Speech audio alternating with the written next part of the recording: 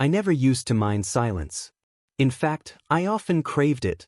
The low hum of a city that never sleeps just beyond my apartment window, the occasional groan of aging pipes, the faint buzz of our refrigerator kicking in. It all used to feel like peace. Like home. But lately, the silence had started to feel heavier. Like it was listening. Jason was gone again. Business trip. Chicago, I think. He'd texted me his itinerary, but I hadn't read it closely. There was a time when I would have memorized every flight detail, every hotel, just so I could surprise him with a video call or send a dumb meme to cheer him up mid-meeting. But now, the distance between us had begun to feel less like a stretch and more like a wall. We'd been together for nearly 3 years. Moved in together after one. Fast, maybe, but back then it had felt right. We were that couple everyone secretly hated at brunch. Laughing too loud. Finishing each other's stories. Touching under the table like horny teenagers. But as months passed, routines calcified. Passion gave way to scheduling. Kisses turned into pecks. Conversations became logistics. Groceries, rent, Wi-Fi bills. I'd begun to wonder when we last looked at each other. That evening, I stayed in. Took a long shower, steam rising, my skin turning pink. I didn't bother dressing after. I liked the way the air felt against my bare skin, warm and unobstructed. I poured a glass of red wine and sank into the living room couch, legs crossed, wrapped in nothing but a throw blanket. The lights were low. The air smelled like eucalyptus and old wood. I scrolled idly on my phone, but nothing held me. Instead, I watched the reflection of the room in the black mirror of the TV screen. Just me alone in it. And for the first time in a while, I let myself feel the weight of it. Jason had called once that morning. I'd missed it on purpose. He didn't leave a voicemail. No follow-up text. I told myself that meant he was busy. Or tired. Or maybe he had nothing to say. I missed the version of us where silence meant comfort, not avoidance. Outside, the sky bruised into evening. Cars passed below. Somewhere on the next block, a dog barked once, then again, then fell quiet. I stood to refill my glass, letting the blanket slide off onto the floor, cool air wrapping around my body like water. I left the lights dim. I liked the contrast, the shadowed stillness of the apartment, my skin soft under the glow of streetlights leaking through the blinds. I felt exposed. I felt alive. And that's when I heard the door. It wasn't a knock. It wasn't forceful. Just the subtle click of the lock turning, followed by the soft creak of hinges. I froze. My mind raced. Jason wasn't due back for 2 more days. Had his trip been cut short? Did he forget to tell me? I grabbed the blanket and pressed it to my chest, not out of modesty, but instinct. My heartbeat thundered in my ears.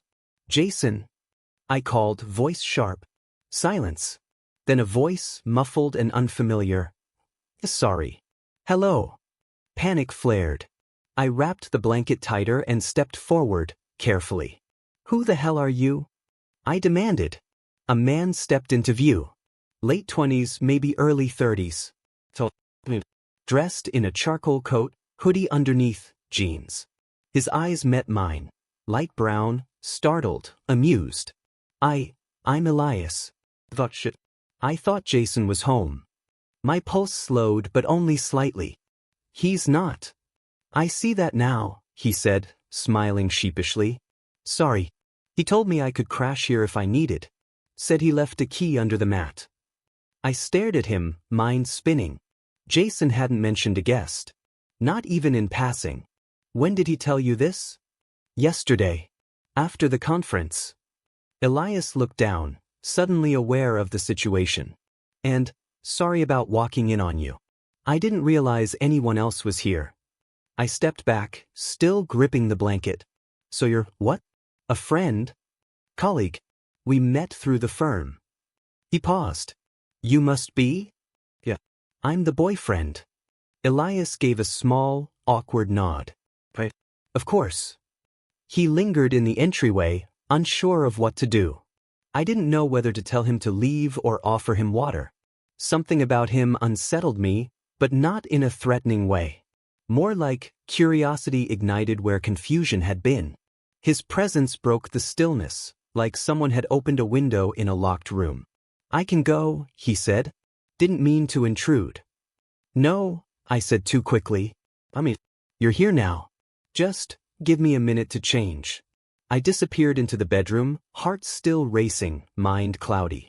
I dressed quickly, sweatpants, old t-shirt, and returned to find Elias standing near the bookshelf, eyeing the framed photos.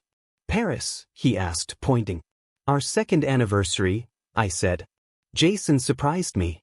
Back when he used to do that." He glanced at me as if weighing something.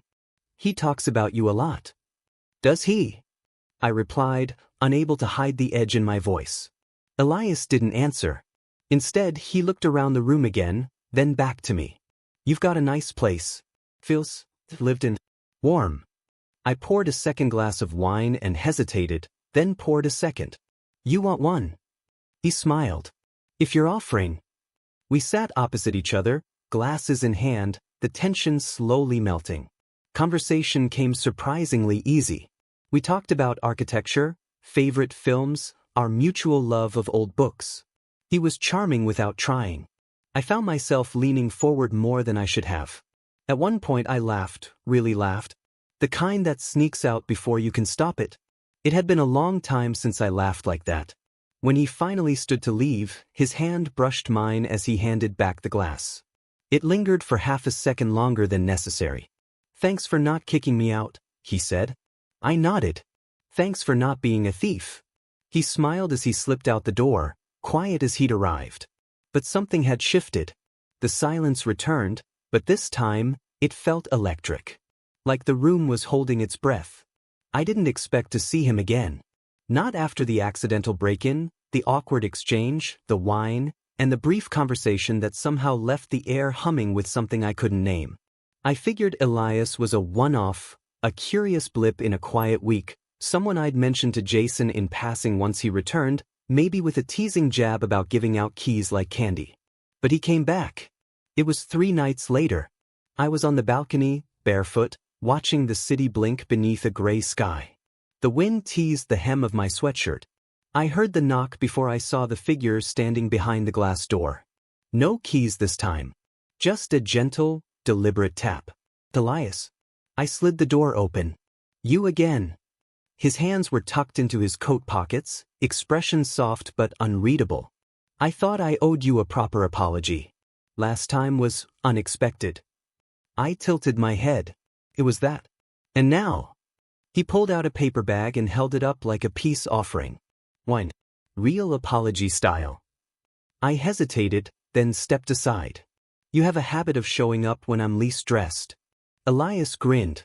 "Then maybe I should start announcing myself."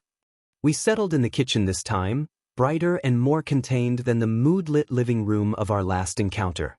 He uncorked the bottle while I grabbed 2 glasses.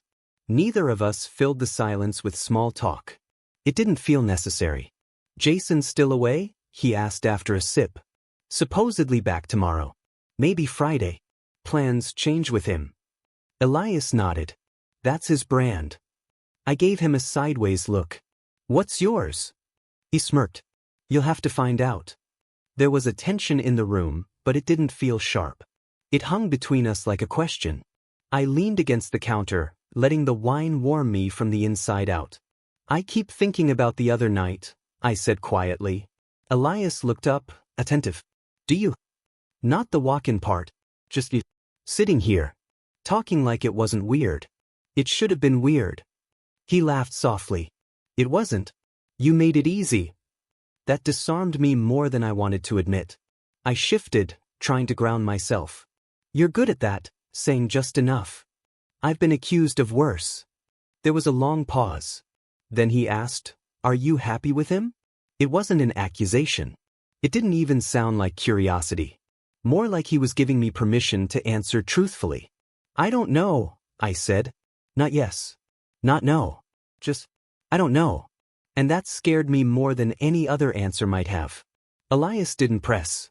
He just nodded, like he understood. Like he'd been there before. We moved to the living room. This time, I stayed fully dressed, but it didn't matter. I still felt bare in other ways. Emotionally transparent, unguarded. Elias sat across from me, one leg tucked under the other, glass balanced loosely in hand. The conversation drifted from favorite travel stories to fears of getting older. He was sharp, observant, occasionally vulnerable in a way that felt deliberate but not fake. At one point he asked, "When did you know it was fading?"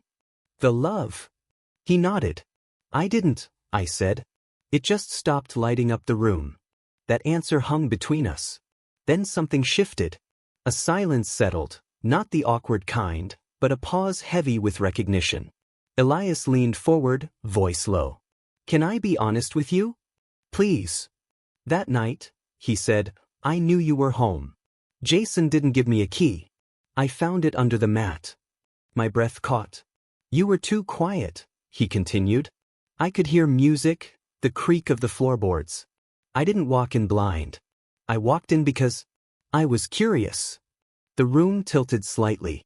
My heart quickened, not out of fear, but from something else. A realization. A door opening. "Why?" I asked. He looked straight at me.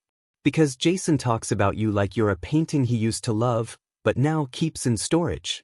I didn't speak. He set down his glass and leaned back. "I shouldn't have said that." "No," I replied, voice barely a whisper. "You should have." It was the first time in a long while that someone had spoken to me like that, with unfiltered perception. With intent. I stood, trying to gather my thoughts, but found myself walking to the window instead. Outside, the street was quiet, dotted with headlights and long shadows. Behind me, I heard Elias rise. "Are you angry?" he asked. "No." "Then what are you?" "Exposed." "The beat. Do you want me to leave?" I turned to face him. "I don't know what I want." But I didn't ask him to go. We ended the night with a hug. Something small, something not entirely innocent. His arms wrapped around me a moment too long. My head rested near his collarbone, breathing him in. I could feel his heartbeat against mine. When he pulled away, he looked like he wanted to say something else, but he didn't. He only nodded. "I'll see you," he said. And just like that, he was gone. The door closed with a soft click, leaving behind a space that now felt completely different. Not emptier. Just rearranged. I stood there in the hush that followed, wine glass in hand, my reflection staring back at me in the window. Something had entered this space. Something that hadn't asked permission but hadn't needed to. The thief maybe, but not the kind that steals and runs. No, Elias was the kind that lingers. That leaves you wondering if something's missing, until you realize it's you. Jason came home on a Friday evening, dragging his suitcase like it had insulted him. He kissed me hello, quick, distracted, and dropped his bag in the hallway before heading straight to the bedroom. He didn't ask how my week had been. I didn't tell him. We made dinner together, out of habit more than want. Stir fry, a bottle of Pinot Noir, forced conversation about a coworker who'd gotten fired for office gossip. Jason laughed too loud. I smiled at all the right times. It felt like performance art. Later that night, lying in bed beside him, I stared at the ceiling and listened to his breathing slow into sleep. I wondered what he'd dream about. Numbers, strategy decks, hotels with blackout curtains. He hadn't touched me since he came home. Not in any way that mattered. I checked my phone. No new messages. Elias hadn't texted since the night he admitted the truth, the night he confessed to creeping in. And somehow, that absence burned more than Jason's indifference ever could. The next time I saw Elias, it wasn't planned. I'd gone to a bookstore downtown, a quiet spot tucked between a thrift shop and a coffee place that only played jazz. I was thumbing through a worn copy of The Picture of Dorian Gray when a voice behind me said, "You know he never read that, right?" I turned. "Elias." I blinked. "Jason." He smiled. Caught him lying about it at a work function once. Said it was his favorite novel.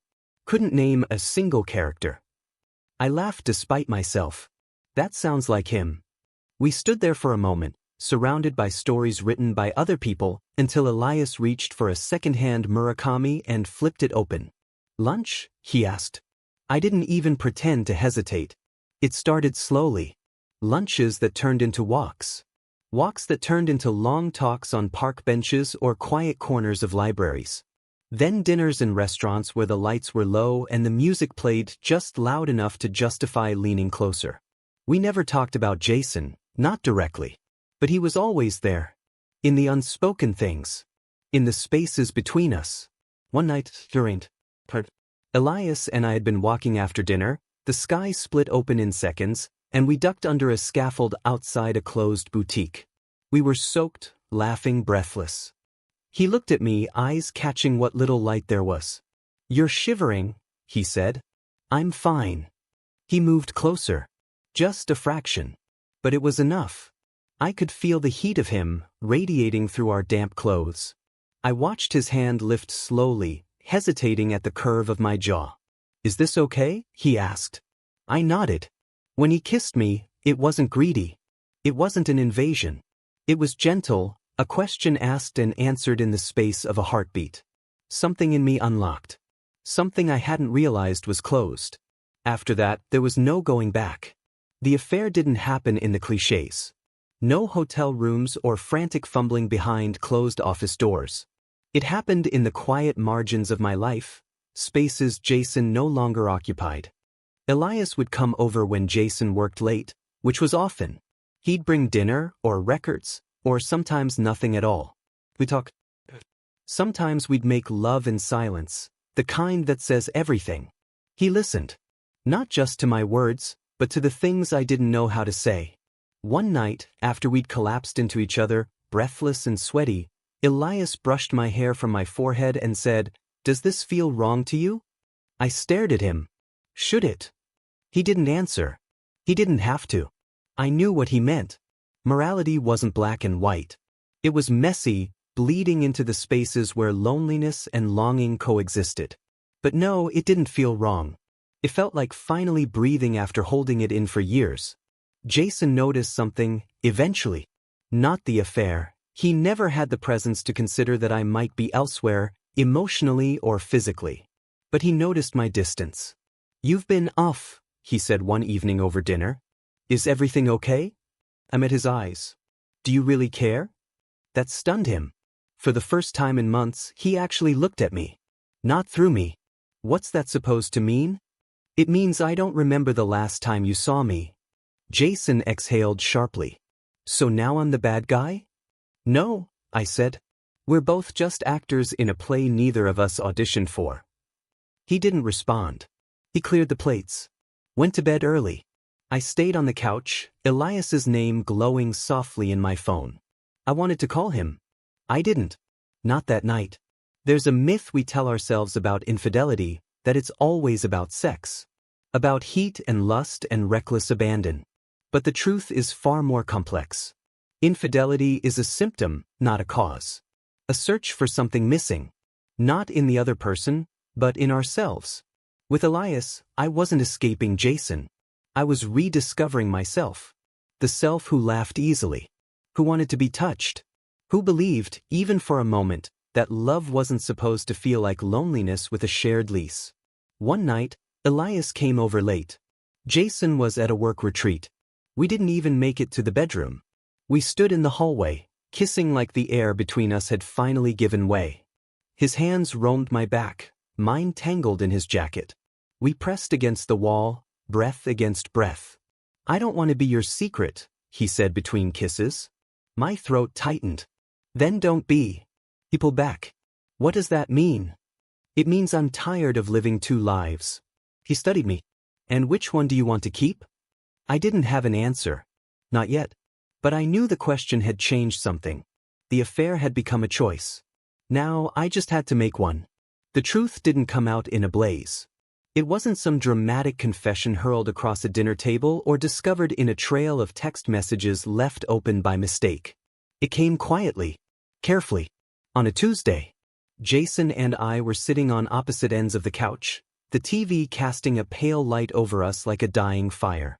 We weren't watching. We hadn't watched anything together in months, not really. It was just noise. I muted it. He didn't look up. "I need to tell you something," I said. His shoulders stiffened. That was the only sign he heard. "I've been seeing someone." The words hung in the air like thick smoke. For a moment, Jason said nothing. His fingers, still curled around the remote, flexed slightly. He didn't look at me. I figured, he finally said. That threw me. You did. He nodded slowly. You've been gone for a while. Just didn't know how far gone. The silence that followed wasn't empty. It was full of unspoken regrets, of things we hadn't said and things we'd said too many times without meaning them. Do you want to know who it is? I asked, even though I wasn't sure why. Jason shook his head. No. I don't think it matters. And maybe it didn't. He stood, walked to the window, hands slipping into his pockets the same way Elias did. Funny how you start noticing echoes in people when you're caught between them. I was never enough for you, he said softly. No, I replied. You just stopped trying. And I stopped asking you to. He turned then, eyes wet but unreadable. So what now? You move in with him? Start over like this was just a detour? I don't know. It wasn't a satisfying answer. But it was the only honest one I had. Elias didn't smile when I told him I ended things. He didn't reach for me or exhale in relief. He just sat still, processing. What do you want from me? He asked. It was a fair question. I don't know what this is yet, I said. But I know it's real. He nodded, but his gaze was distant. You said you didn't want to live two lives. Now you've made a space for one. But that doesn't mean you know how to fill it. That stung. Because he was right. Love isn't just about finding someone. It's about being ready to be found. And I wasn't sure I was. In the days that followed, I moved through the apartment like a guest in someone else's life. Jason stayed with a friend. His toothbrush was gone, but the scent of his cologne still clung to the sheets. The fridge still had his oat milk. The books on the shelf still bore his underlines. I didn't cry. Not because it didn't hurt, but because it didn't surprise me. I had been grieving this relationship long before Elias. And in some strange way, the affair had been the eulogy. Elias didn't come over right away. He texted sure. Short things. Thinking of you. Hope you slept. Want coffee? But he gave me space. And I needed it. One morning I sat on the edge of the bed, phone in hand, staring at his name. I typed, "Can we talk?"